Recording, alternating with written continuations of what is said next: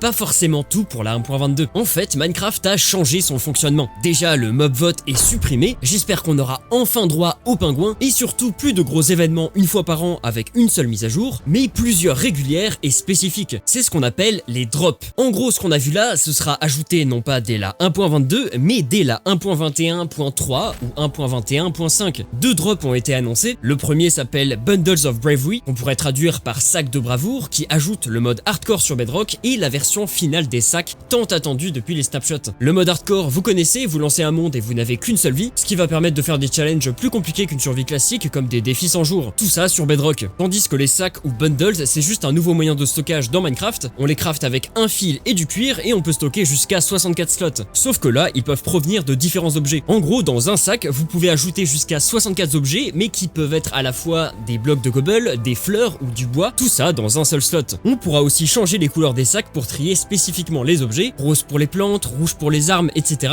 Un petit peu comme les boîtes de shulker. Ça reste une petite révolution pour les maniaques de rangement dans l'inventaire. Le deuxième drop ajoute un nouveau biome, le Pale Garden, une forêt terrifiante avec des tons blancs et désaturés. Dedans, on trouve des blocs de mousse par terre et suspendus aux arbres, ainsi que de nouveaux blocs de bois, le bois de chêne pâle. La nouvelle mousse pâle peut prendre différentes formes, tapis, lianes. En utilisant la poudre d'os sur le tapis de mousse, on fait grandir les lianes à côté sur l'arbre. Pareil, évidemment, au sol, ça crée de l'herbe. À partir du bois de chêne pâle, on peut faire des bûches qui permettent d'avoir des portes, des barrières, ce qui est assez pratique pour faire des builds plus pâles qui peuvent rendre plutôt propres. Dans le jardin pâle, on a le droit à de nouveaux bruits d'ambiance pour créer une atmosphère terrifiante.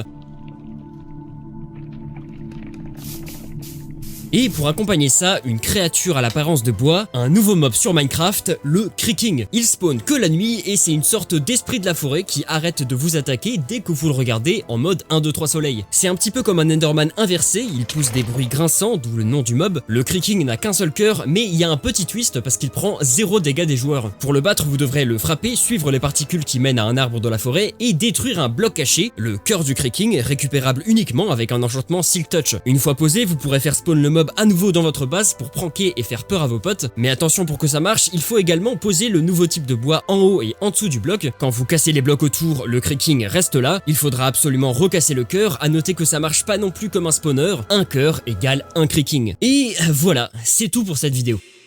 Non, plus sérieusement, ça paraît assez léger, il n'y a pas de réelle raison d'aller dans le nouveau biome ni d'utiliser le cœur du Creaking, il n'y a vraiment pas beaucoup d'intérêt à part pour récupérer le bloc de bois et de mousse pour en faire des builds spécifiques. Beaucoup ont parlé de la ressemblance énorme avec le biome de Roofed Forest, il faut savoir qu'il existe un fichier dans les blocs des ressources packs, grâce overlay ou foliage overlay, qui permettent de définir l'apparence et la texture du feuillage et de l'herbe dans un pack, et si on diminue sa saturation, et ben on tombe sur un résultat plutôt similaire. Quant au mob du Creaking, la mécanique de vision est plutôt cool, mais perso je trouve que ça manque vraiment de profondeur. Pour l'instant, le mob n'a littéralement aucun loot. Alors ok, ils avaient prévenu qu'ils allaient mettre à jour Minecraft dans sa globalité plutôt que de se focus sur un seul aspect, mais là, à part en survie, bah ça sert pas à grand chose. Alors oui, on pourrait très bien imaginer des fermes avec ce mob, mais puisqu'il drop absolument rien, bah ça a pas trop d'intérêt. Le Creaking est censé être terrifiant, mais à part le son, ça m'a pas trop l'air d'être le cas. Pour une mise à jour horreur, le mob ne fait pas spécialement peur et n'est pas forcément difficile à tuer. Le Creaking fait 0 dégâts même avec de l'armure. Sur le live, on a pu voir qu'il mettait seulement un demi-cœur sur un gars full fer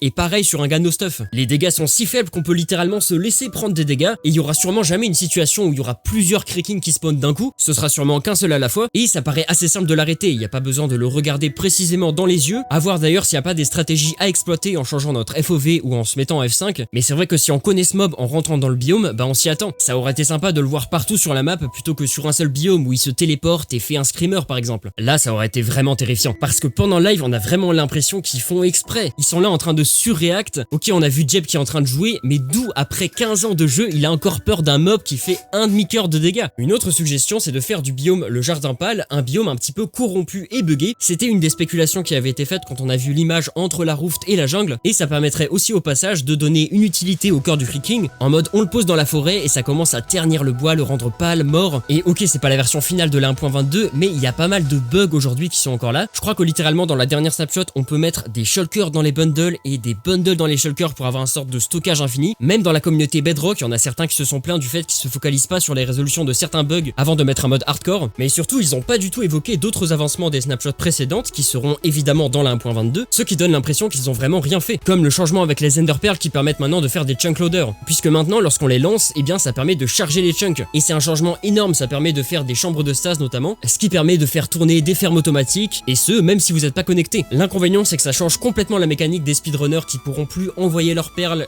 puis changer leur under distance pour être téléportés plus tard. Un autre aspect dont ils n'ont pas du tout parlé, la redstone qui a été entièrement modifiée, notamment les minecarts dont on peut changer la vitesse et qui rajoutent plein de possibilités, certains mobs qui peuvent tenir une masse et qui peuvent désormais infliger des dégâts massifs s'ils tombent de haut. Tout ça c'est des trucs qui datent des anciennes snapshots, tout comme les sacs, et ils en ont pas reparlé. Et tout ça, ça fait qu'à la fin du live on a un sentiment de vide. C'est dommage qu'il n'y ait pas directement une snapshot à la fin du live pour qu'on puisse rapidement tester en bêta. Pendant ce live ils ont aussi parlé d'une expérience immersive IRL à Dallas. Il y aura sûrement une nouvelle cap pour ceux qui veulent s'y rendre. Et ils ont montré des extraits du film Minecraft. Bon, je vais pas en parler plus que ça, vous connaissez mon avis, même si j'avoue que la scène avec Steve qui crafte une épée en fer, c'était assez stylé. Bon, maintenant que j'ai fait mon aigri, il faut que je vous parle du point positif de tout ça. Ce qui est quand même pas mal avec le nouveau format du Minecraft Live, c'est que toutes les nouveautés qui ont été annoncées sont encore techniquement en développement. Ça veut dire que logiquement Mojang pourront écouter les retours de la communauté et faire la version finale en 1.22. Enfin, c'est ce qu'on peut espérer. On s'est souvent plaint des ajouts, mais c'est peut-être pas plus mal qu'ils mettent en avant leur début d'idée en direct, comme ça les joueurs en entendent parler et peuvent faire le retour directement et ajuster. Là dites-vous, on est environ à la 1.21.2 et donc logiquement on a encore quelques mois avant qu'il y ait la version finale de la 1.22. Donc ils pourront potentiellement encore faire plusieurs lives et mini mises à jour jusque là. Il faut voir ce que Mojang nous réserve par la suite, mais s'ils prévoient de faire 2 ou 3 updates par an plutôt qu'une seule, forcément ça sous-entend qu'il y a peut-être moins d'ajouts. Concernant les leaks, on sait toujours pas si c'était volontaire ou pas,